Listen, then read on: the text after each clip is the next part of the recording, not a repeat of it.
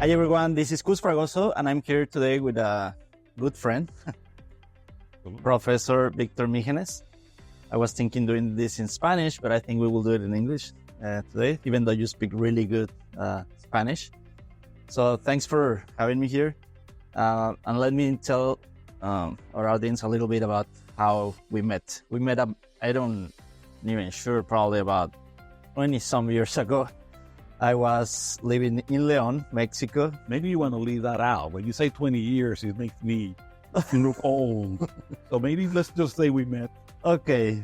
sometime. Some time ago. Yes, it's over 20. Yeah. I mean, you're almost 10. Yeah, and I've always loved space, stars, everything about space and flying, planes, rockets. And back then you were teaching a course in astronomy. Diplomado. Diplomado. Yes. It was a diplomado. How do you say that in English? Is there something like that? There's Just no, curious. There's no equivalent. The diplomado is Okay. like a certificate. Certificate. Okay. Usually in the US, there are no certificate in astronomy. You can have it for many other things. Okay. Other areas. Mm-hmm. But not really for just plain astronomy or plain physics for that matter. Yeah. You can actually get into chemistry. Okay. That's what it was. Yeah, a diplomado in It astronomy. was 100 hours. Mm-hmm. Was like what, 6 months? About 6? I don't know. Yeah. No, it was a full semester. And I really loved it. And I remember one of the things that captured my attention back then, because I think the movie Contact had just been released, well, a few years earlier. And I remember you spent some time at the Arecibo Yes, I did. Observatory in Puerto Rico, right? Mm-hmm. So can you tell us a little bit about what you do? Just for people to know you a little bit more. So I'm a radio astronomer.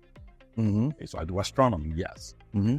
Most people about astronomy, they immediately see in their mind some sort of telescope, and you go and you look at the keys, and the telescope is pointing somewhere. Okay, radio astronomy works in that portion of the electromagnetic spectrum, or radar. Well, radio. So you have radar waves, you have sound waves. If you're going to go to that extreme, UHF, VHF, most of the people today won't know what that is because everything is digital. Mm-hmm. AM, FM, Mm-hmm. those that still use the radio. Okay, all that radar, all that falls in that region. Mm-hmm. So there are long frequency, short frequency, long wave kind of radiation. And just for completeness sake, from that portion of low energy radiation, infrared, or it includes heat. Okay, then you have the visible spectrum, okay, what we see with our eyes, red to violet, like from the rainbow. Then from after violet, you have ultraviolet, like so cataracts, skin cancer fall in that category. Tanning, so for those who like to tan. UV, that's what makes the skin produce this substance that darkens the skin to protect the skin from ultraviolet. Mm-hmm. And then you have X-rays.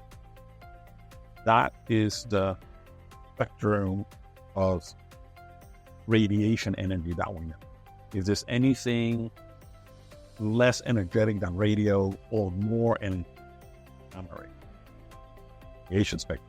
How did this go? Okay. So I work on the low end. The question is, well, what is there? Well, for example, star forming, the process of stars forming. Gravity clumps. Whenever gravity is present, it brings things in, pulls things in, never pushes, always pull. And because the force of gravity of an object is the same in every direction, then when it pulls, it tends to form things that are spheroidal. I don't want to say spherical because that brings to the mind a perfect sphere. Mm-hmm. It's spheroidal. They kind of look like a sphere, though they may be more elliptical or depending on number of factors. Spheroidal. Like all the planet, the sun. Yeah. But the process of star formation is a long, very, very process. We talk 100 to 100 million years to form one star. Mm-hmm. So, and the gravitational pull, gravity is a low energy process. So the type of radiation that emanates from those particular regions where stars are forming is low energy radiation, radio. And essentially, that's what I do. Most of the maps of galaxies, I mean, you can take a photo with your phone. Mm-hmm. You can take a photo of a galaxy. I mean, close galaxies that you could see structure. Most of the galaxies are so far away that all you see is a dot. They look like stars, actually. Mm-hmm. Get eye. But Andromeda, okay, through good binoculars, okay, or even a small telescope, it looks like over easy egg. Okay, the white forms the dish, okay, and the yolk forms the central portion of more density that spiral galaxies have. And Andromeda is close enough that you can actually see detail. As I said, even with a good set of binoculars. So though the radiation is up, Mm-hmm. it is a light. Let's just see. Yeah, correct. A galaxy is nothing other than empty space and billions and billions. Okay, 200, 300. So we see a star, but it's actually billions of stars. That is right? correct. Yeah. That is correct. So the process of forming the stars takes a very long time because it's gravity pulling things in, the type of radiation that we're able to detect from those regions. It's very, very low energy. Mm-hmm. Very hot stars. Let's say a star that is our sun, the outside temperature is around 6,000 degrees Kelvin. That's a mediocre star. Well, the sun is a mediocre. I'm sorry to burst the bubble of your listener. So it's very important for us. Yes, life on Earth, warmth, all that keeps water in liquid form. It's freezing it. Mm-hmm. That's good enough for us. That is correct. Good enough. That is correct. But it's a mediocre star. Yeah. Okay? There are stars that are 10, 20, 60, 100 times the size of the sun. Wow. That's... So they're hot, way hotter. So 6,000, 30,000. And on the outside surface, like those stars emit most of the radiation in the X-ray. Okay? So Krypton for Superman, for example, right? His star, the reason why he could see X-rays is because the star where he was born, people that live there evolved in a planet that received a lot of X-rays. So people could see and detect the X-rays, right? The same way that here on Earth, most of the radiation we get from the sun is in the visible spectrum. Yeah, red too. And that's what our eyes grew up to detect. Mm-hmm. Okay. From red to violet. That's it. So those kind of processes of star formation, a planetary system, solar system, we call them they're not. Solar system is ours, but planetary system.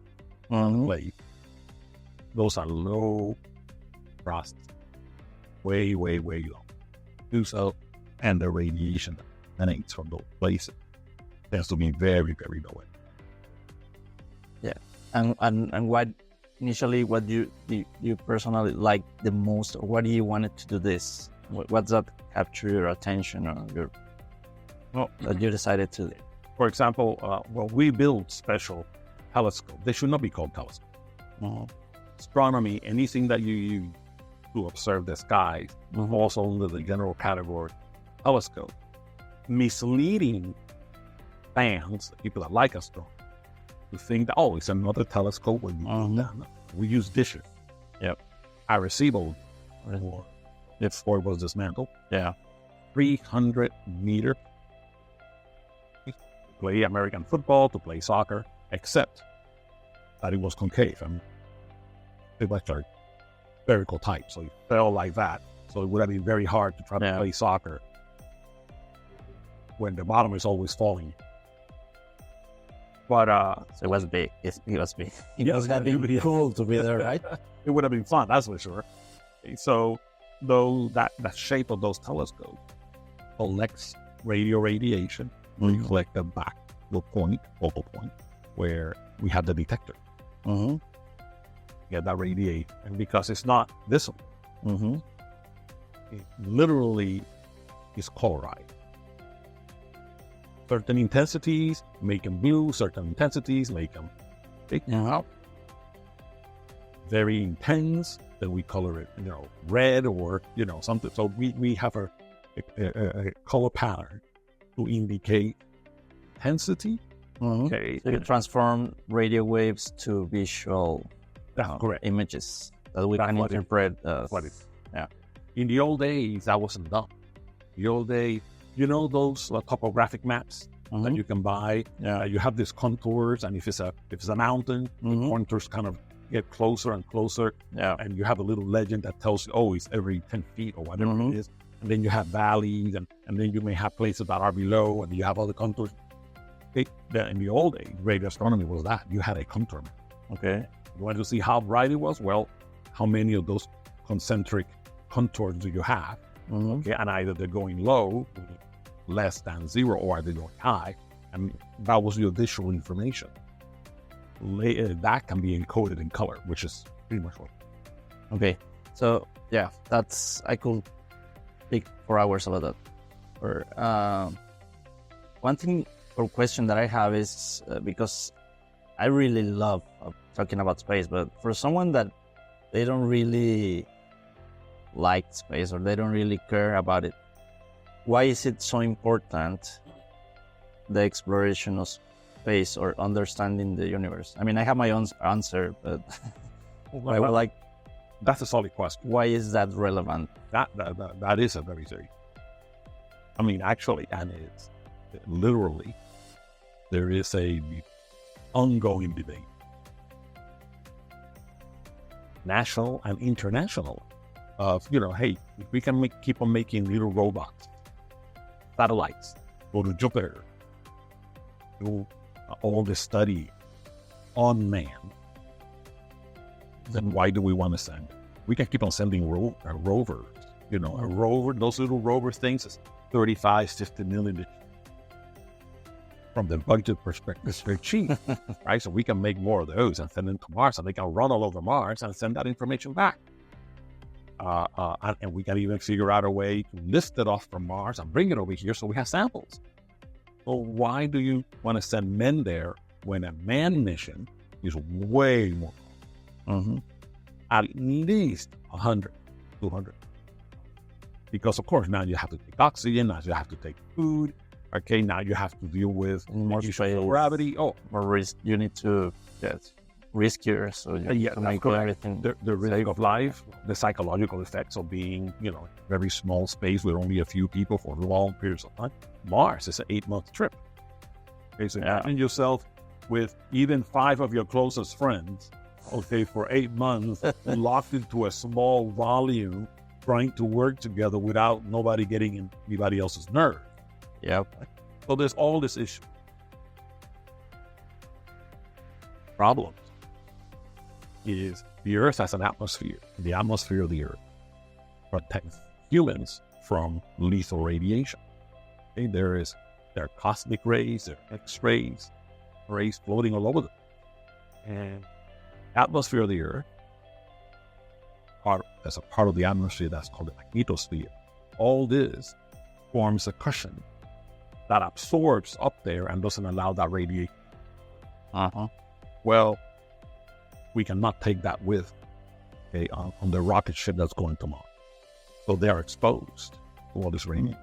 Yeah, and you could say, well, we can build a rocket ship made out of lead.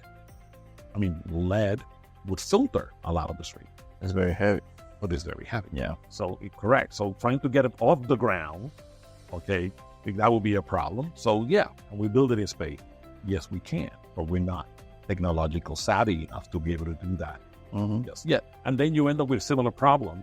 The astronauts are going to be out there building the thing, are going to be exposed to this radiation because it would have to be above the atmosphere. So one way or the other. Why is that important for? I mean, if I am a housewife or a lawyer or whatever, why is exploring Mars or watching to other planetary systems or stars? Why is that? How does that affect me? one of the biggest or helps me. one of the biggest questions, and we can argue that is philosophical. We can argue that is religious. And we can argue it from the scientific side, no matter how you want to slice it. Are we alone?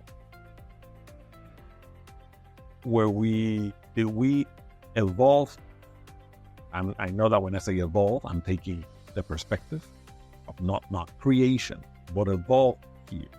Or perhaps the primordial, that thing that makes us, DNA or something like that, came here from a meteor, someplace far away, the Mars. Okay. Yeah, we don't know. Was it an advanced civilization that came down here and planted the seed? Okay. There's all these questions about the origin. It forms a closed circle because the origin of man ends up in, well, what is the purpose of it? Right? And how does it all end? Will it all end? Mm-hmm. So these are the philosophical questions, okay, that we have no answer. For those people that are not religious, for example, well, religion is one way to explain. Okay, so but that's not an explanation. You're passing the buck. And we were created, okay, etc.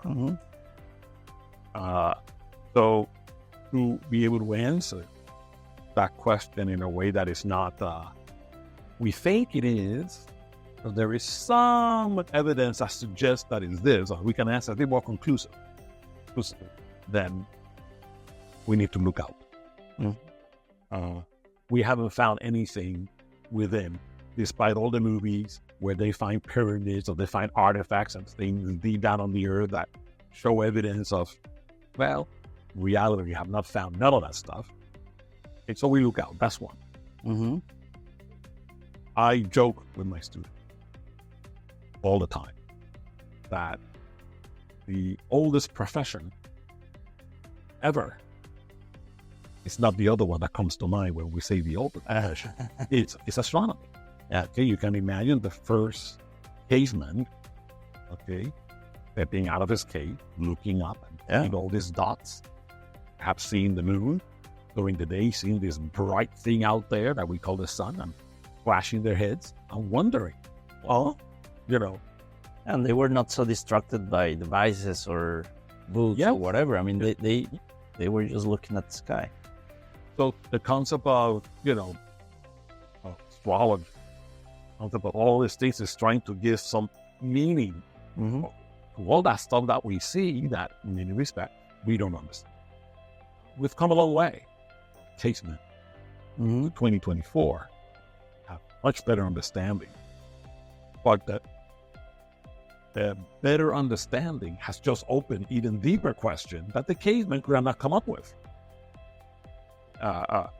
So the little knowledge we have about everything just has simply opened a huge question about the universe. That's put it here. That's one important, and I want to interrupt a little bit because understanding and creating more awareness, or that effort that we make to try to understand, that also helps us to be better human beings, to invent, That is creativity. That is good. Also, when you make the effort to try to reach the stars or to understand, then you end up developing devices or developing technology that is also really helpful for our daily lives, right? Indirectly. No, absolutely. I mean, 100%. Space exploration has done that. It's a way of knowing ourselves as a species. Human. And no, there's some big theories that have come out throughout the years. One of them being in the anthropologist concept that, all this is here because of us. He uses the concept of a creator. There would have been no reason to have an earth life if it wasn't the man. And that in many respects is more of the religious concept here. While the competing theory, we know chemistry. The right conditions, temperature, humidity, pressure and all these things, simple atoms can get together and form molecules, and these molecules can end. From having the chemistry to suddenly having life, so that DNA, which is chemistry, okay, apparently there's not that big of a step. We cannot produce it in the lab. But, okay, that's perhaps more lack of understanding. Concept itself of having the right chemistry in a test tube and shaking it up and down and I got DNA now. No, it's a bit more complex. But the chemistry, we believe we understand. But we have not been able to produce DNA, which, and I say DNA in terms of the minimum molecules actually carry life that we know have to do. And all the information that is correct in DNA, right? That is absolutely correct. That we haven't been able to do in the lab. Okay. So you hit it on the nail. All this gives us a better understanding of us. Okay, and so one of the things that comes to mind is when I ask you where we come from, well, that could be in a sense more of a human sense as humans per se, Cro-Magnon and etc. And here we are, the top of the principle. We don't behave always that way, but the top creation of evolution on Earth.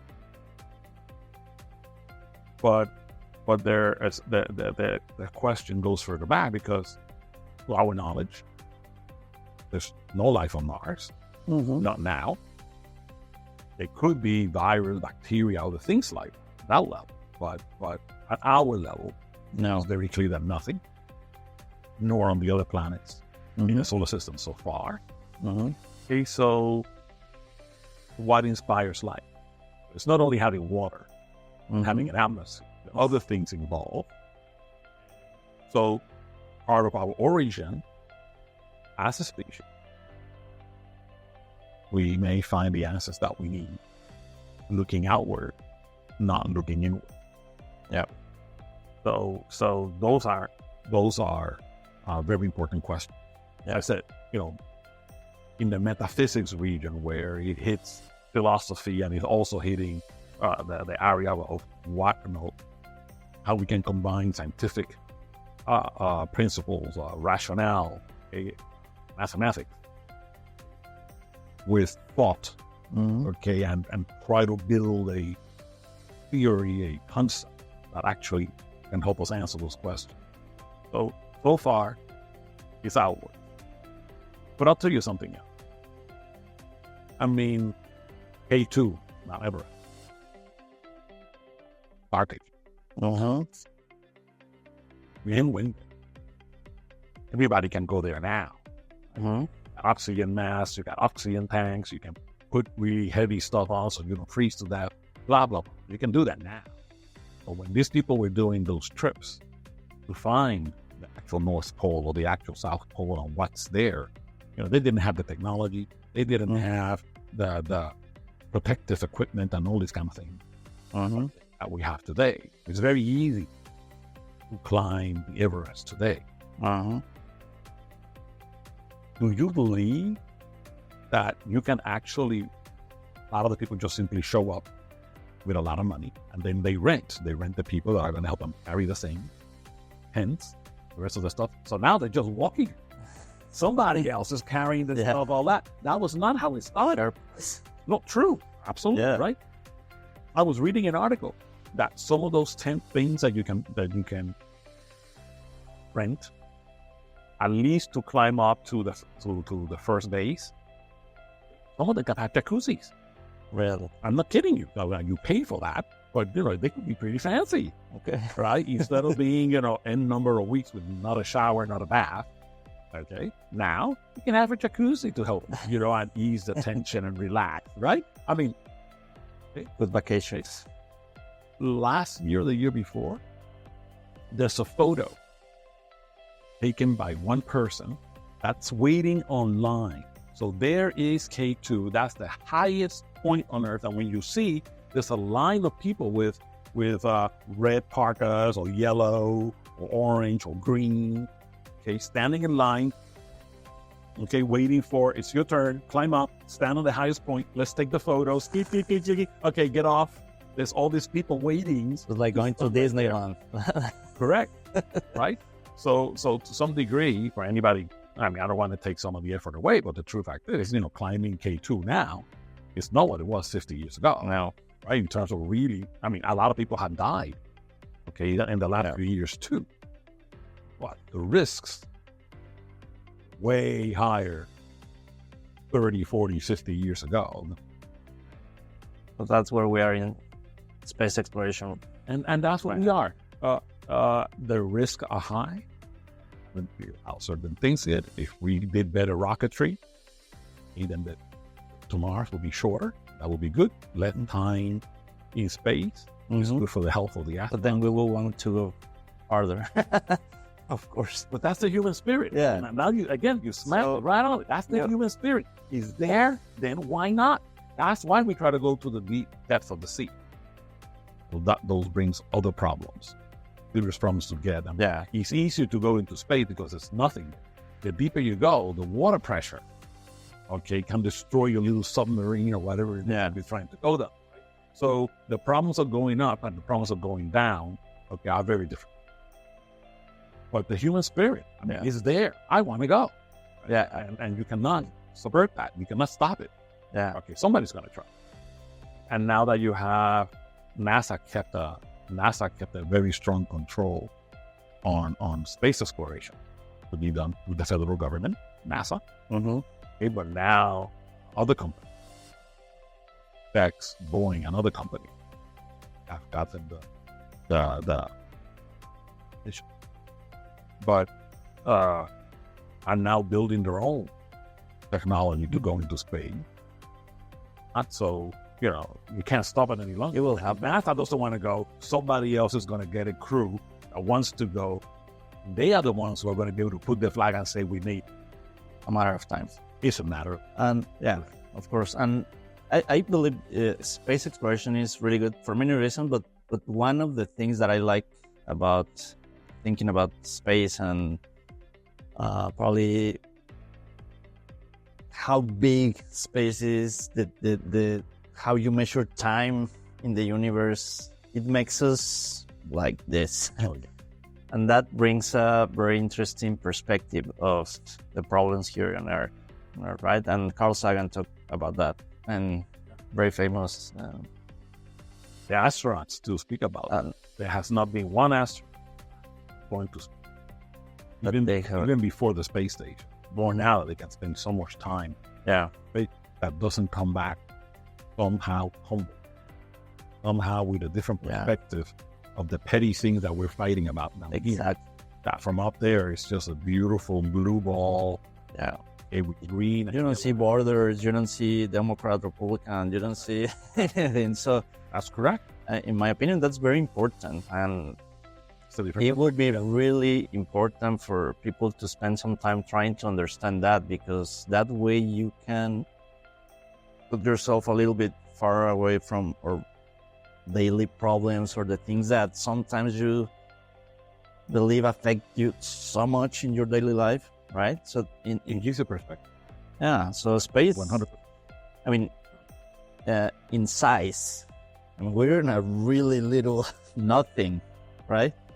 That's one.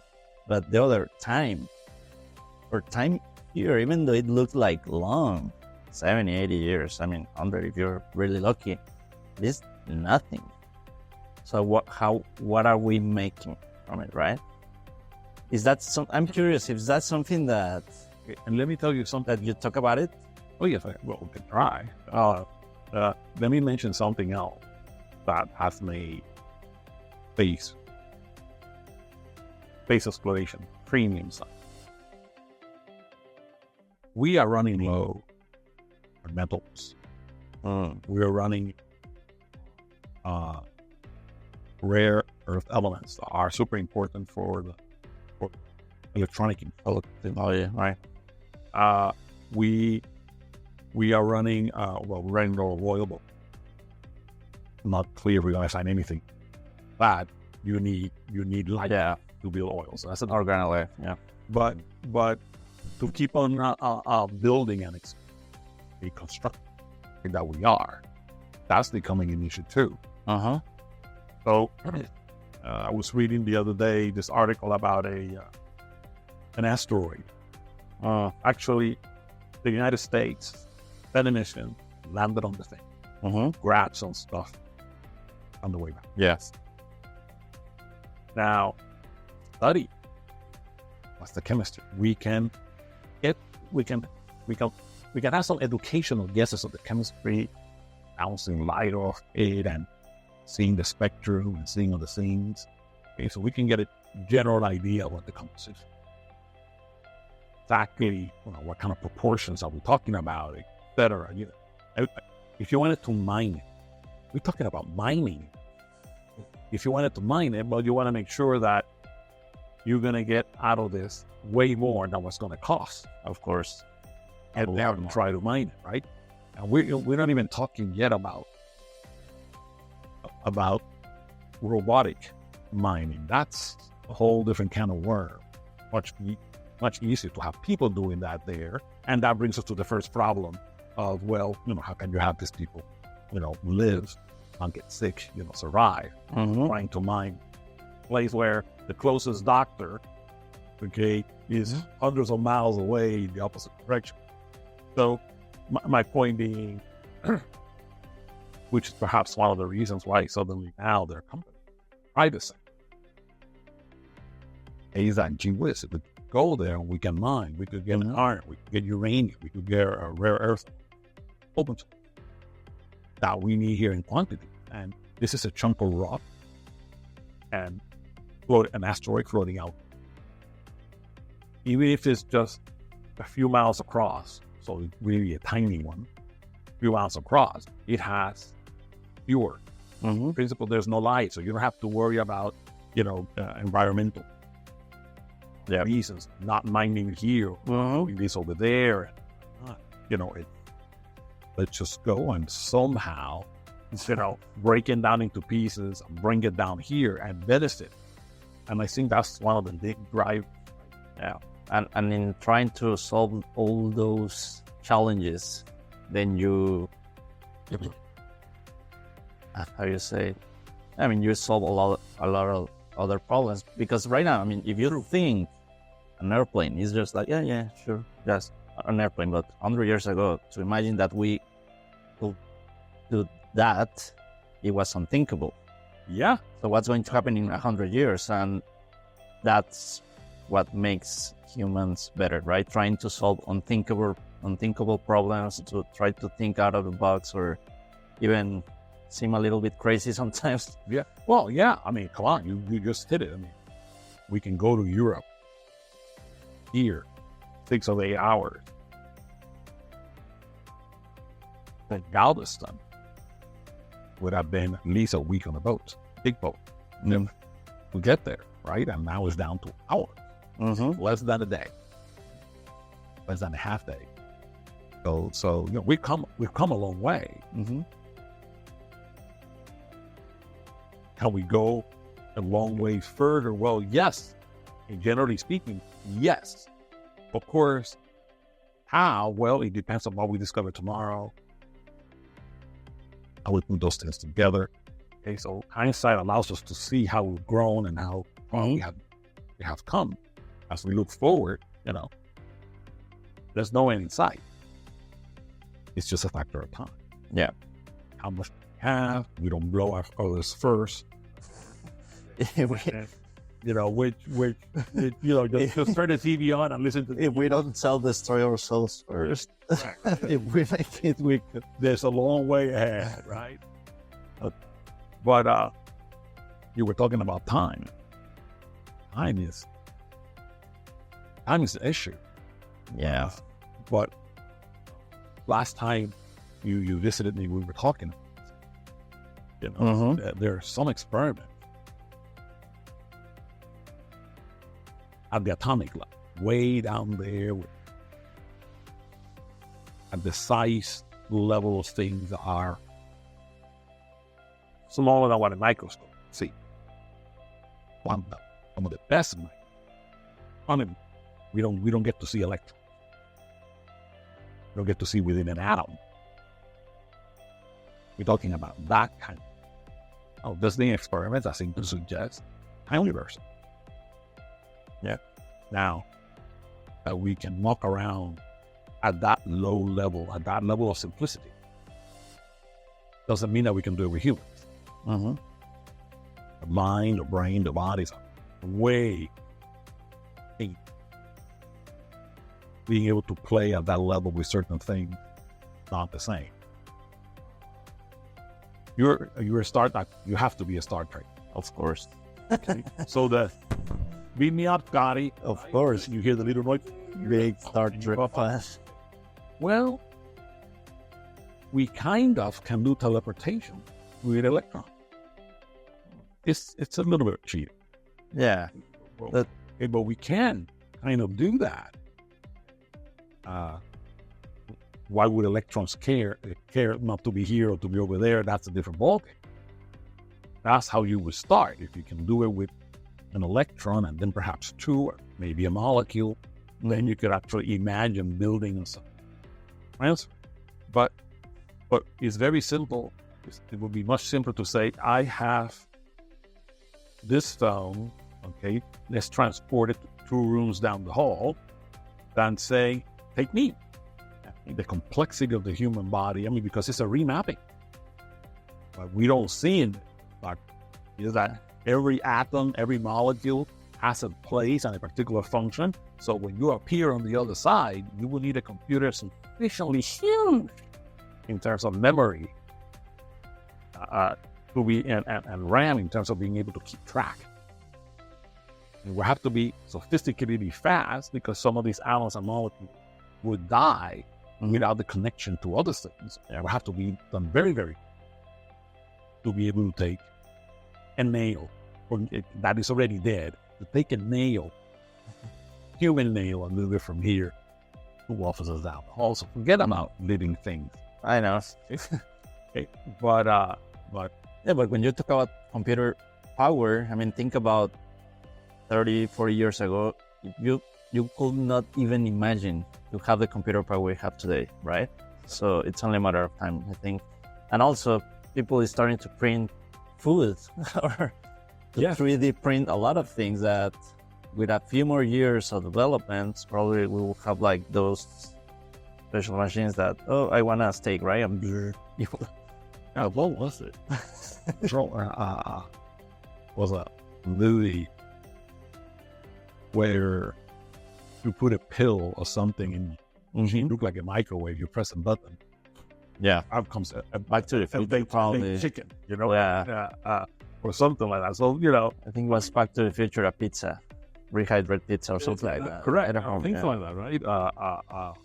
So, it's beautiful that imagination can take you there. Yeah. Takes a little while.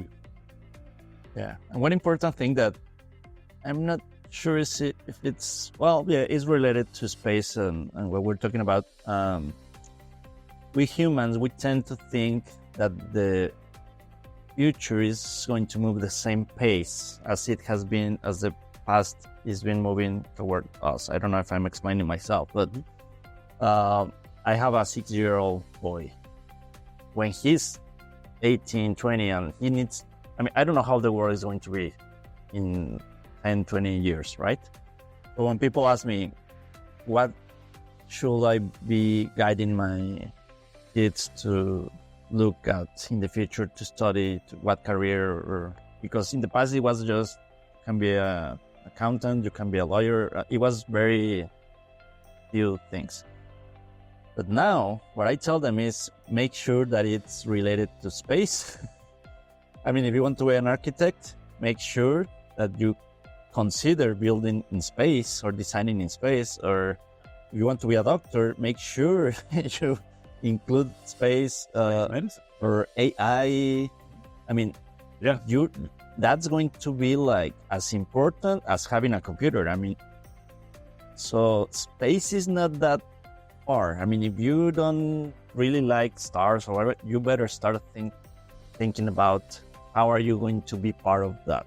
Do you agree? Yeah, no. You're a professor and you we're at university. So how is that playing for you, or how do you see it from your perspective? Let me answer the question.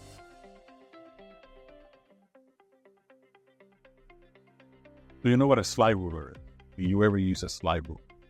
You don't know what it is? It's very enough to... I'm not sure I understand the word. A slide ruler. I know that it doesn't... Probably is Look, what do you... calculate stuff. Yes. Yeah, right? It's yes. like... Yes. My generation... I used to be I lost my license, but I have my private license, pilot license, and we used to do some calculations. Yes, it looks like a ruler. Yeah. And then you have I remember. a middle bar that you can move in and out, and then you have a pointer. Yeah, I learned to use those actually. Yeah. Our generation is the last generation to sell that. Really? Yeah. Electronic calculator, right? And after electronic calculators came the programmable calculator. You have the ones that have a bigger screen, and now you can do graphics on the calculator instead of just simply getting numbers. So from the 70s to the 2000s, let's say 30 years. What is a slide ruler again? You remember? Yeah. Okay. I'm pretty sure your parents. Yeah, I used to have one. I still. Yeah. I use one. Correct. I do have one. Yeah. I was right on the... There's some there. But I was right on the interface. We're starting to learn how to use it and being able to use it proficiently. And, oh, wait a minute, here you have a calculator. Yep. Slide ruler, calculator it is, right? Right. So your kids, my kids, slide ruler?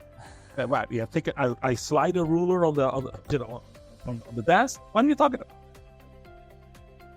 We don't even remember phone numbers anymore because of the same reason. You got it. Right?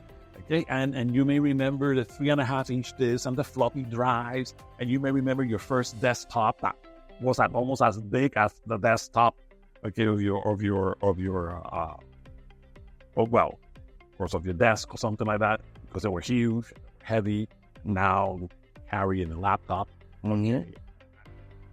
Cell phone. Cell phones have are the same power to run programs and do things. Right? So you know, kids today, you talk about some of those, somebody just stare at you, you're funny, and you're a bit crazy that they have no connection. Yeah. What? No. You know, us with the printing machine. Even today, they don't print the way they used to. So we call it all. We go back to how far are we going to go? Well, you know, imagination is the limit, and how much technology can make it happen. And then there's a beautiful crossover, because if you can imagine there, then you can imagine the bits and pieces in between to make it from here to there. So what do we need to build? Eventually, we got a computer together. We have gotten computers that are much more powerful. But cars, the engine, much more efficient. That the early cars in the 50s, 60s, 70s. Okay? Airplanes that now can make trips in a few hours that before. All these things, all this progress, okay, has come because there has been a need. Few minds have gotten together, use whatever they had around to come up with the idea of, well, you know, I think I know how we can make it over there. Let's make this or that, and that will take us there, right? Yeah. Talk about X-ray machine. Sometimes it's just because it's fun, right? Or you can do it, and sometimes. No, it's true. Well, there's tons of documented discovery that, you know, I was trying to go there, and we ended up over there, okay? And it's as exciting, the discovery, even though I didn't make it. But look what I got. So you have tons of those. Happen more often. That we want to get. That happens because of curiosity, right? And that's one problem that I see we have now, that with all technology and distractions, people has lost, and especially younger generations, probably. What do you think it will be like a solution to keep the curiosity of people or young people about discovering and not being on a tablet? Or is there a solution? Or is... But that's a very tough question. I'll tell you why. To some degree, it depends on your education. Yeah, I agree. Okay, so K-12. More than K-12, those first seeds. You can put the seed of curiosity, and you can put the seed of thinking, wondering, or exploring in your mind, around you, etc. At that age, they'll keep it. Instead of, here's your child and perhaps getting a bit annoying. Here's my phone, and you put a little video.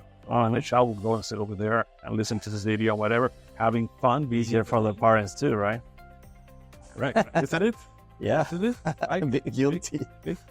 No. I admit it too. Instead of, let's do something that is going to take some time, I'm going to get my hands dirty, but it's going to be exploration. It's going to be exciting. Exactly. And you start bringing that curiosity. Yeah. You can figure it out. Why are you asking me? Let's get together and let's see how we could do this. Right? You see, if we put this and this and we build this and that or whatever, we can do this. Notice? And that the kids learn that when you have questions, you can set yourself up to go and find an answer. We don't do that anymore. There's a video on Instagram. Okay, there's a YouTube person telling you now how to change the filter of the water in your refrigerator. Yeah, you don't have to spend half an hour trying to get the damn thing out and plug it back. You know what I mean? You don't have to or hire someone. Somebody already did. Yeah, right. Change the battery on your car key. Yeah. Click. Oh, I can do it.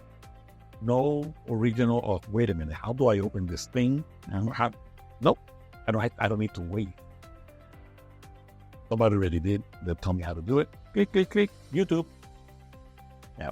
Okay. So I think the biggest problem that we have is that the same technology, phone, you can receive I was going to say you can receive a fax. Nobody knows what a fax is any longer, right? I can send you a scanned image. Yeah. That is a fax. Right, but you don't have to listen to the fax any longer, right? They just come straight to the phone through the Wi-Fi. Ooh, right? It was great. It was very right? amazing. It was a little bit weird, but hey, you got this thing earlier. But then, so the same technology, okay, is coming back to bite us in the butt. That's right. So because we are not being disciplined enough to know how to use it and to set boundaries, right? Supposed to make my life easy. My life easy is, look, child, go and play with my cell phone and leave me. Yeah, I'm busy. And that's the reason we don't look up to the stars anymore. I mean, how often, and this will be a good question for whoever is listening, how often do you look up, look at the stars or clouds or whatever? I do all the time, but I know that's my profession. That's I what know, I do. but that's different. But that's when you start asking questions. That's we agree. Probably we agree. So you were saying you brought up the question of the things that we can do. Well, require the sacrifice of our time as parents, spending time with our kids to do this and inspire that. We can figure it out. I don't have the answer, son or daughter, but come on, let's go out there and let's check it out. What's at the end of the roots of the tree? What's this? What's that? Whatever. We can figure it out.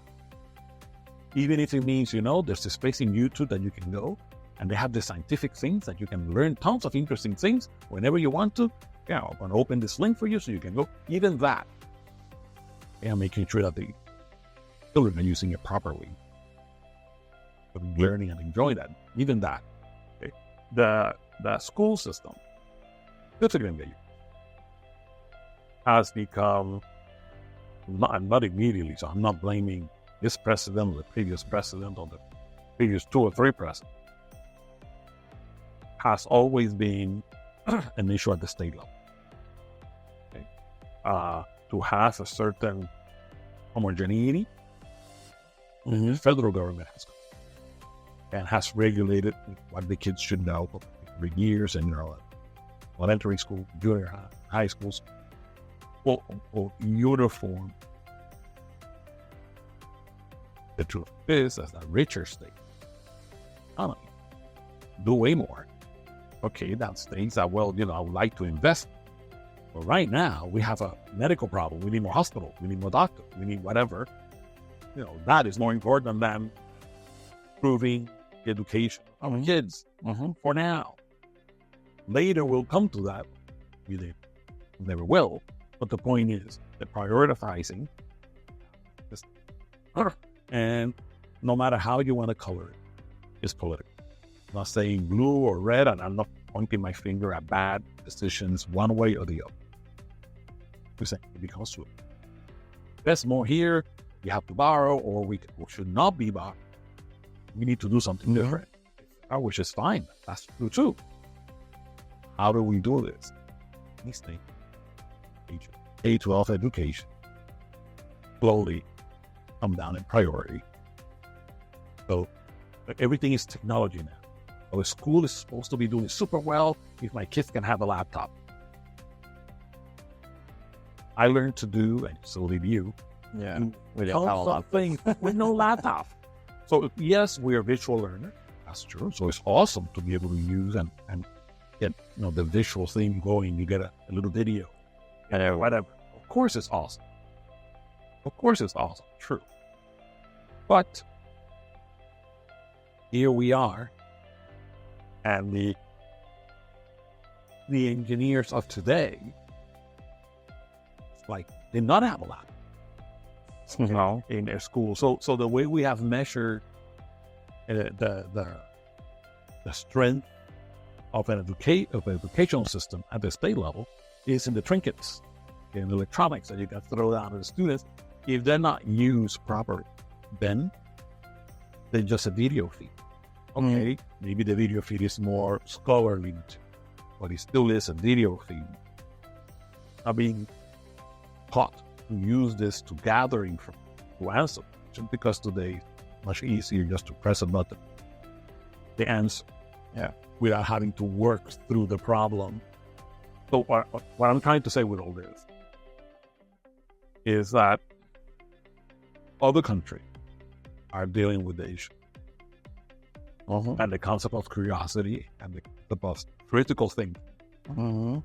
Super important. And it's a deep requirement. It's a very important requirement. Yep, I agree. So if that critical thinking is not there, by the time they get to college, it becomes more difficult. Implant training in that if it were done. But how many schools that have a biology lab or have a chemistry lab? I don't mean high school. I mean way before that, so the students can go and play and learn about. Much younger, and still that curiosity. You could figure it out on your own. If I gave you this and piece, I'm pretty sure you could put it together and figure it out, right? We don't do that. You have to go to the private schools. To start finding those things out. That's what I'm doing for my kid. That's what we did for our kids. And you said something very, very important. We have the people in power, and we demand it, right? But then what I see is people demand small stuff. I mean, they should be thinking about the bigger picture, but in a way, probably who is not allowing them to concentrate on the bigger picture? People demanding stuff that is not really relevant. I'm not saying that's the case in all the situations, but I've met people in power that they really want to do good things, good change or adjust education, but they have told me we cannot. I mean, we try, but then we have all these other people telling us, hey, or trying to get our attention in, hey, I need this, I need it. And it's not easy, right? Yeah. So that's why. And usually the bottom line, we don't have it. Yes. Forget it. Whatever you came to say, I'm telling you right now before you say it, we don't have the. Yeah. Oops, there goes your 8. Yeah, but who defines priorities, right? That's a good question. We elect them. I don't want to go there.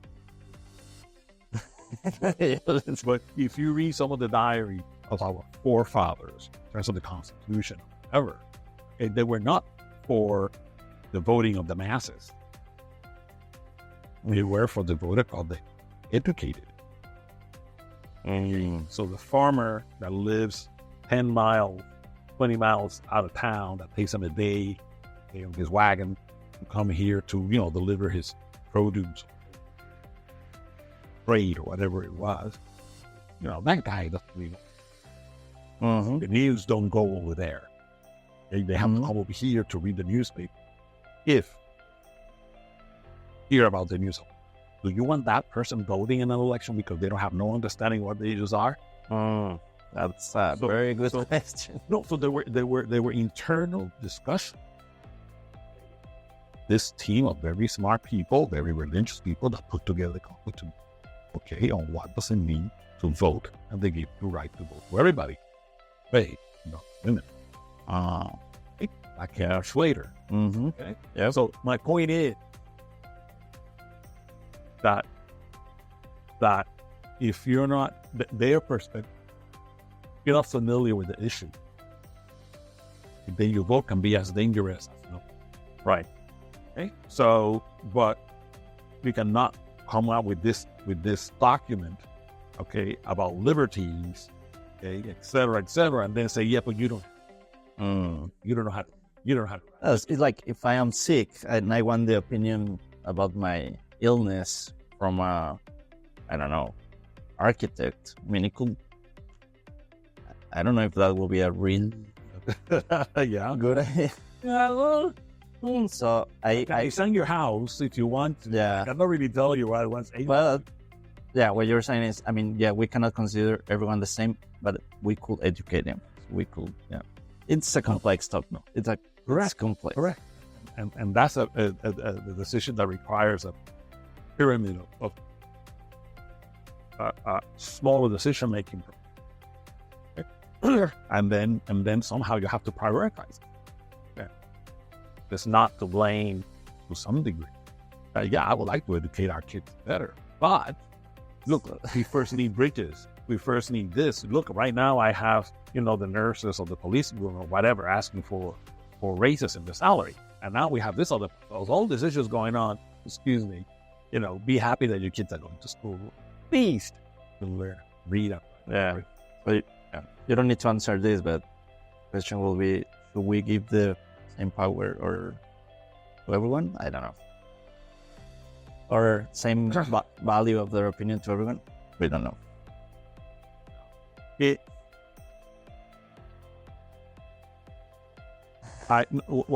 Either you give it or you don't. But what becomes an issue is divided it in portions. So I give you 30% of your vote power because, come on, let's face it, you didn't go to college. I know you. A particular person, you didn't really go to college, but we got to let all the college people because they really know what's going on. That's not either. Yeah. So how do you divide the pie? It just becomes too complex of an issue, and it's just simply easier. Either you have it or you don't, and then the Constitution does. Trust the people to be informed, to learn, to find out what's going on. What are the issues? And then now, with that knowledge, either erroneous or not, you spoke to the wrong person and you're getting it completely distorted. That's not the point. You went out, try to inform yourself the best that you could. My opinion is, you go and you vote. Yeah. The question is, how much does that happen? We have become a society where I like to be surrounded by people that good victim. good job. You're doing well. You're a smart kid. I like the way you work. I surround myself with people that are going to give me very positive feedback because it makes me feel good. And anybody that comes and say, well, Victor, you screwed up, that's not the way to do it. Let me teach you how to get it done. What are you trying to say that I don't know what I'm doing? You suddenly you're not my friend anymore. I'm offended. So it's correct. So we have to build a society where I want to go to a place with people like me. Think like me. Talk like me. Look like me. And from now suddenly you have your own little club. Clubs that don't talk to other clubs. There's no passing of real information or real discussion. We just scream at each other insults. Obviously, you believe in this, and you're pointing at me saying, oh, no, you believe in that. There's no real communication. Insults from there, vice versa. And there's no way to solve problems that way. Yep. What is funny and people don't get, it's happening, Dave, very clear. But it's happening on let's talk about the G11 in terms of the strongest economy. It's happening there. I mean, the same nationalistic view and things that we're getting here, it's happening in France, it's happening in England, it's happening in Germany. And it usually comes from the same fraction of people that feel somehow getting too small portion of the pie. Yeah. I'm holding up too many people and nobody's holding. Those are the people that come up and get, that manifest their discomfort, their disillusion. Yeah. In sometimes a bit of a violent way. And it's really complex subject. I mean, I'm not even sure if there's someone that really can have clear answers, or probably everyone is lost. I don't know. But what I can say, and this is relevant for our discussion today, if we try to look everything from a different perspective, and this is why space is relevant. If you go to space, or at least in your mind, and try to look at things from a different perspective and say, hey, is this really, really, really important? I mean, feeling like that is really important. Are putting attention to this specific thing is so important? Or could we just postpone it a little bit and maybe think on this? Right? No, absolutely. Look, if space is just financial. Space, wealth of space could change the human condition in many places. We don't have homeless here in Houston, sleeping on the bridges. That you don't find people standing on a corner asking for money that they need, or most likely they're going to spend it in cigarettes, alcohol, or drugs, etc. If we could somehow improve those conditions, I think it will be easier to have a conversation. Very hard to have a conversation. I'm hungry. You can hear my stomach growling, and I have my kids with me that haven't eaten. You want to do what? Yeah. You want to talk? No, that's not what I came here to do. I want. So if somehow, I'm not saying impossible, because if we could change that human condition, I don't mean let's make them all rich. I'm just saying improve so there's no hunger, etc. Then perhaps we could all come civilized about where to go. At the moment, all we have a lot of the push forward. I mean, pharmaceutical, wonderful thing. Like drugs, alleviate illnesses and eliminate it altogether. Knowledge was a wonderful thing. Way easier to keep in. All right. Here's the family's little box. I would made it cheap enough that everybody can have one. Pretty much everybody does. Right? So if you can enumerate, if you can bring us all to the table where there's not a group in desperate need, I don't want to talk. Want what is duly mine. It has more reaction. If we could do that, then perhaps there's a place to talk. The moment, the way things are, my personal needs of my kids are way over anything else you can say with that expensive suit and those awesome shoes, 3 cars. Where do you live again? I cannot even walk in. Yeah. Those differences are so huge. Somehow people feel old. When I was growing up, we are saying, o comemos todos, o tiramos la olla.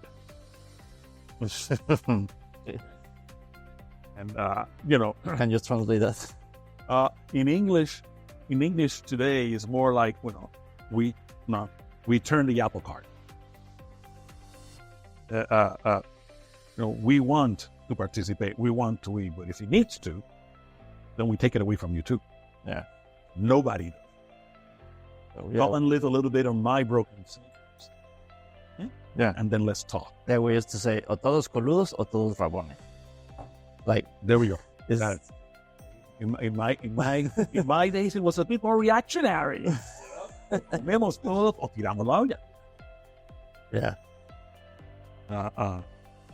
My friends and I, we used to use that all the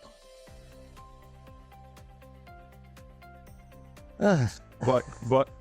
But my and those are problems. But interesting enough, something that is very clear as an astronomer, something that is that news that come up, the paper, Instagram, whatever electronic links you like to go to, that talk about space, talk about the exploration of this. Take a look at these photos of the rover on Mars. Look, we went to Pluto and we did this. Did you know that we have missions that left, or the Voyager mission left, and are fully out in interstellar space and still sending data? Right. This kind of stuff. All this kind of stuff. People read, and all of us do. For a few seconds, maybe for a few minutes, it's kind of like, look where we've gone. Look where we're And some people don't even get impressed anymore. I mean, I do. I'm like, I believe you're right. I'm like, wow. But some people is like, some people, yeah, they don't even know what's happening with. You can always internalize it.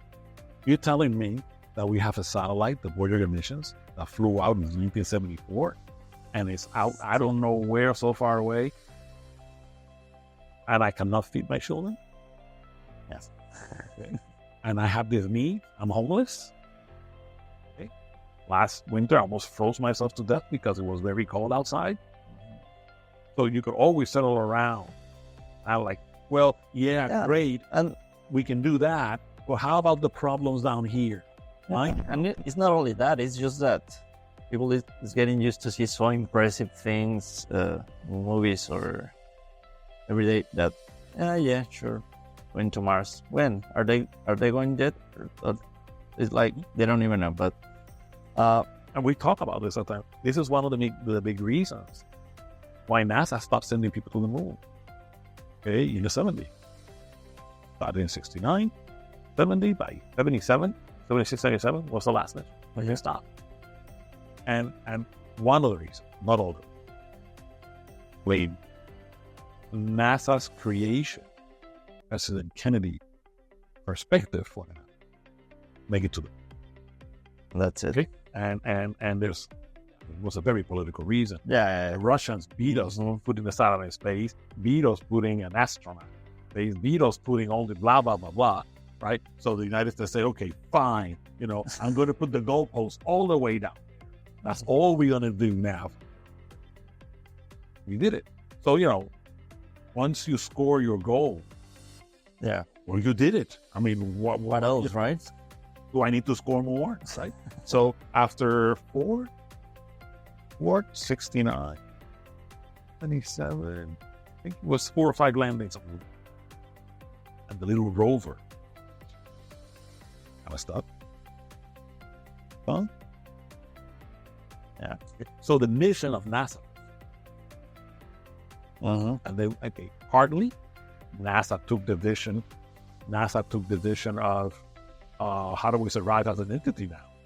Uh-huh. They told us this is your mission, and we accomplished it. So, well, let's disband NASA and let's do something else because we really accomplished the mission. Right? Mhm. The whole purpose of you being hasn't been accomplished. Yeah. Right. So suddenly NASA tried to restructure itself and do things and whatever. The shuttle, oh, we can have a shuttle. Oh, yes, it's gonna fly about 100 times per shuttle. Medium 10, Yeah. Herschel, etc. What? Led to that. And what's the difference now? What's the difference now?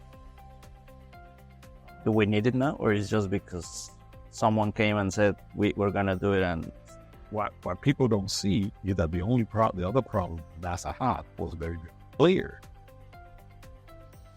NASA was checking the viewing statistics, the Nielsen statistics. And it so happens so, that everybody around the world, so everything is about attention, right? Still to this day. How many likes? correct.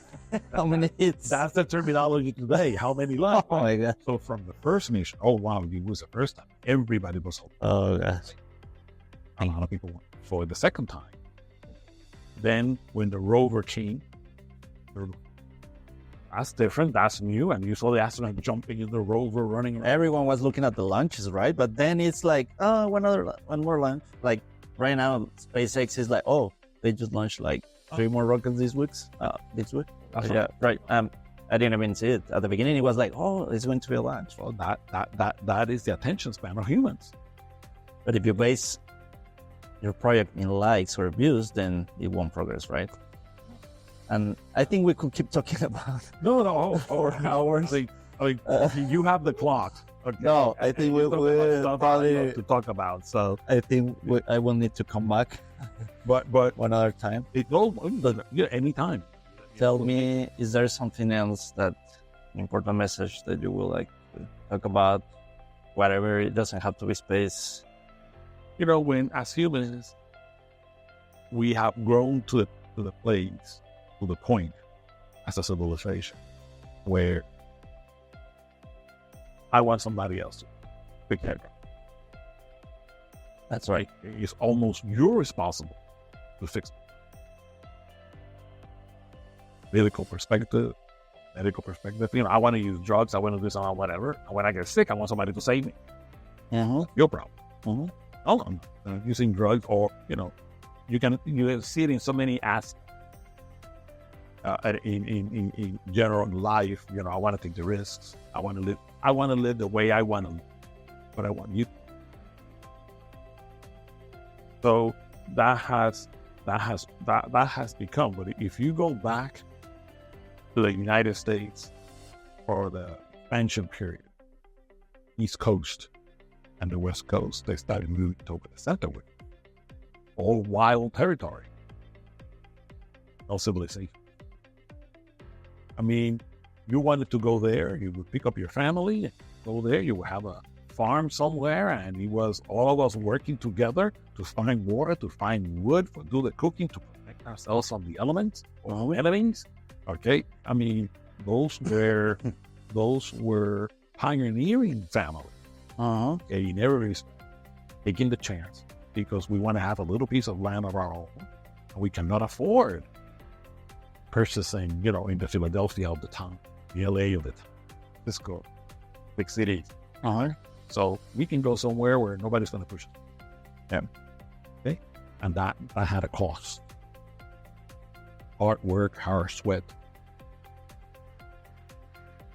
Life has changed. You want me to go where? Do I? Here. Yeah, why would I go over there when here, I have movie theaters, I have the bar, I have my points, I have my exercises, I have. Is there Wi-Fi out there? No Wi-Fi. I'm not going there. Not without any Wi-Fi. I'm going to keep in contact with my friends, family, and those kind of things.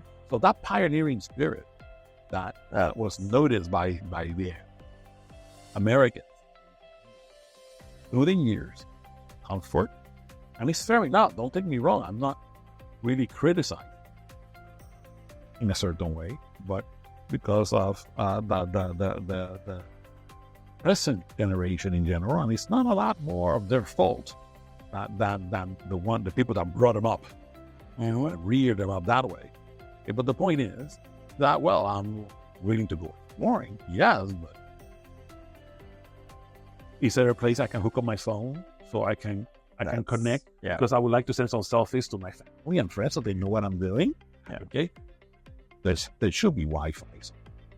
You always want to be in contact. An emergency, who I'm going to call? Well, those people went out there and there was no one to call, right? And they made it happen. But that was not mine. That was not my generation either. Meaning the younger one. It wasn't my generation either. Some people already went there, already discovered. Why would I go? I need a bookstore, because I like to read, right? So this requires internal changes, and those internal changes don't happen overnight. Perhaps over a decade. We would all need to be, in terms of country, the majority should be in favor that these changes are necessary. If not politically, they're not going to pass. House or Senate or whatever it is. We all agree. This is all we're going to do, and this is how we're going to focus ourselves. We have become a fractured society. All over the world, you have a fractured society where there's no clear majority in terms of that. Yes, you won the elections this time, you're the majority, but in 4 years or 6 years, whatever it's going to be, you're going to lose them. So, people are trying things the same way you go to a store and you put a shirt on. You look yourself in the mirror, nope, look for the next one. You find the one you like. You bought it, you use it a few times, and after a while, I already used it, or it's not. We're not looking at the important stuff. We change our mind again. Yeah. So we're in a constant change for something that has become our own problem. I would like to talk about that next time probably, and the reason is because I'm going to publish a book, which part of the important things that it talks about is that we have given too much power to the brain. I mean, the brain is an amazing tool, and that's how we experience the world, but we are not just this. I mean, the brain has some needs, that's what you said. Mind, clothes, my food, and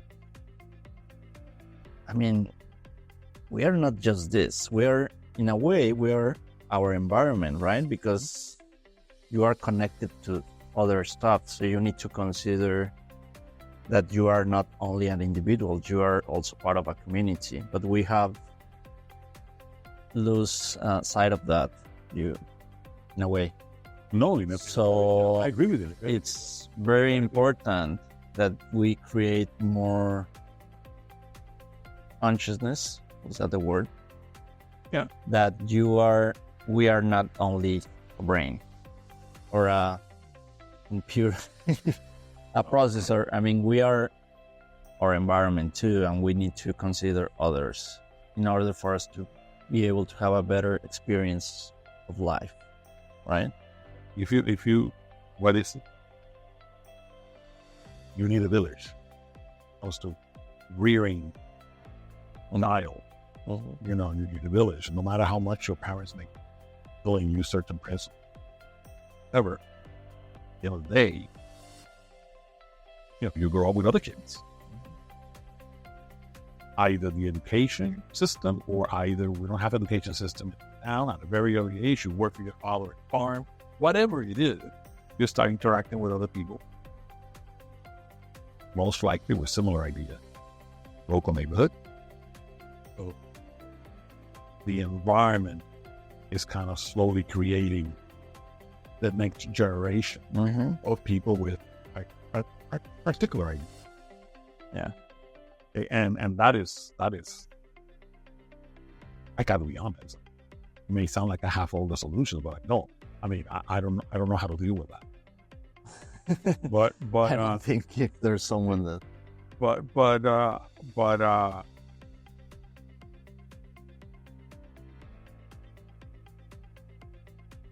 I think as human beings, one of the deepest things that makes us different from any other mammal animals is the concept of hope. Yep. That hope that we can change, hope that we can become better, hope that we can not only change ourselves, but that we can change circumstances around us for everyone. So hope is it's a sort of two edges, right? Where it can work one way very well, but it can come back and work as well. Mm-hmm. But as community citizen, it is a certain hope about change, things becoming better. We are all fractured into how we can make it happen to be better, but there's the hope that it can be. And perhaps that's the strongest thing we as a society have going. Know we can know that we can make it, and for others, just kind of at a loss how to get there. The hope is still there. I mean, if you go to political views, if you go to religious views, how counterpoint they may be with one another. Thing about, well, yeah. Let's end with that because hope is, hope, that's a good way to put it because if we're talking about space, and if we look where we are in the universe, probably hope is a good way to end it because if we are more aware of that and we stop thinking about other stuff that is not so important, that could change humanity, right? Yeah, I mean, you said it. Absolutely. And that's a good point. Off cam. Okay.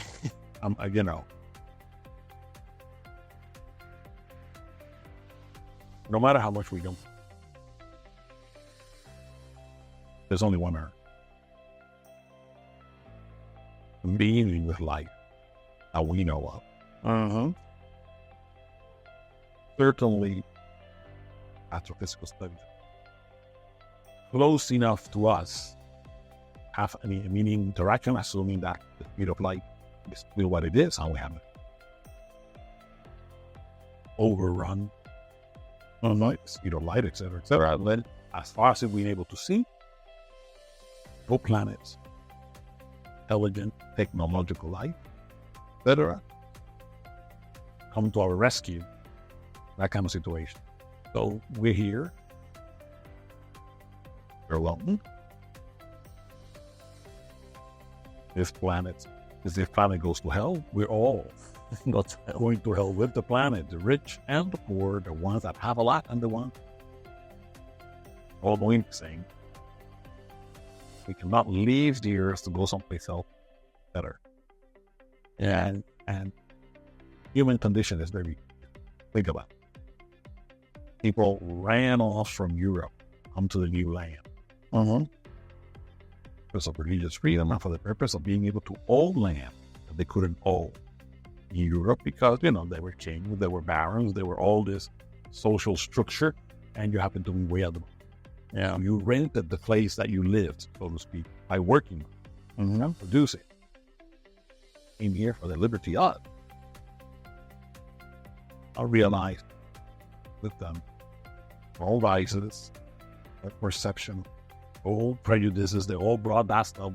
And it didn't take long where we another Europe. We have more land and more richness of what the land like.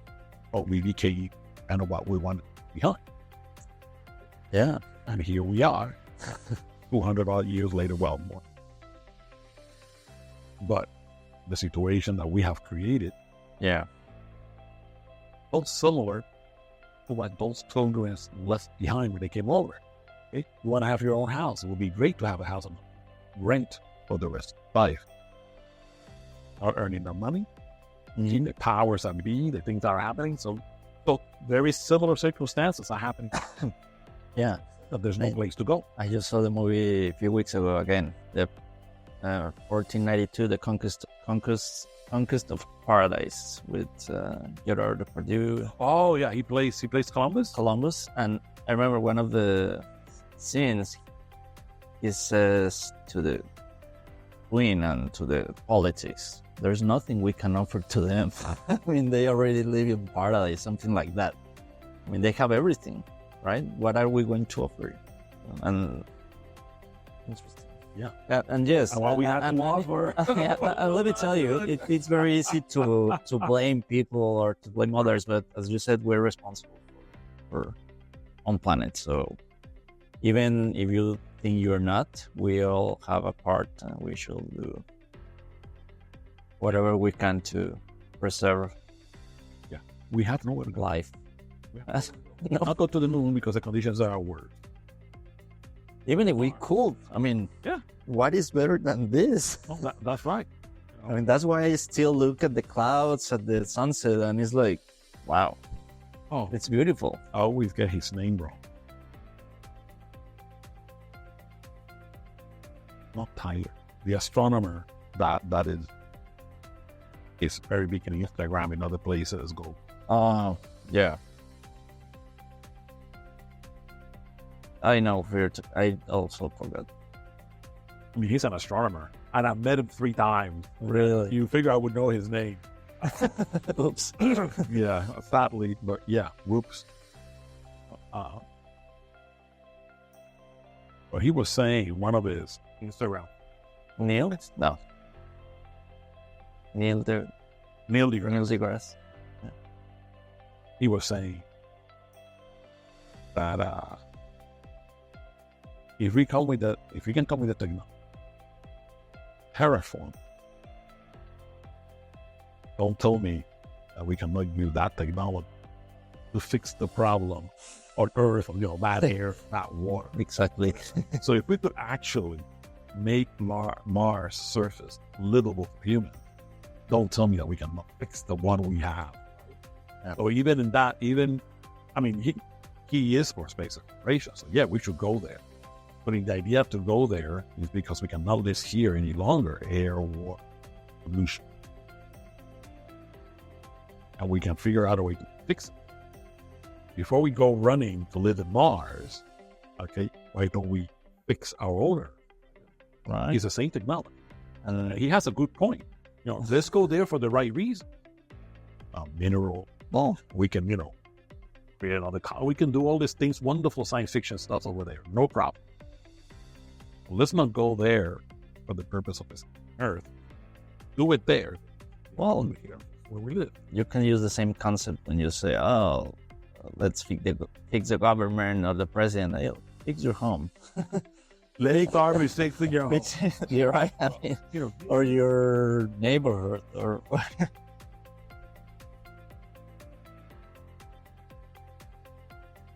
the last 4 or 5 presidents I've had campaign finally going great well Washington.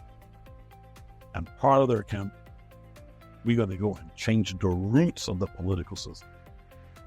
And they go there and they drown in the swamp that they went to. See a little.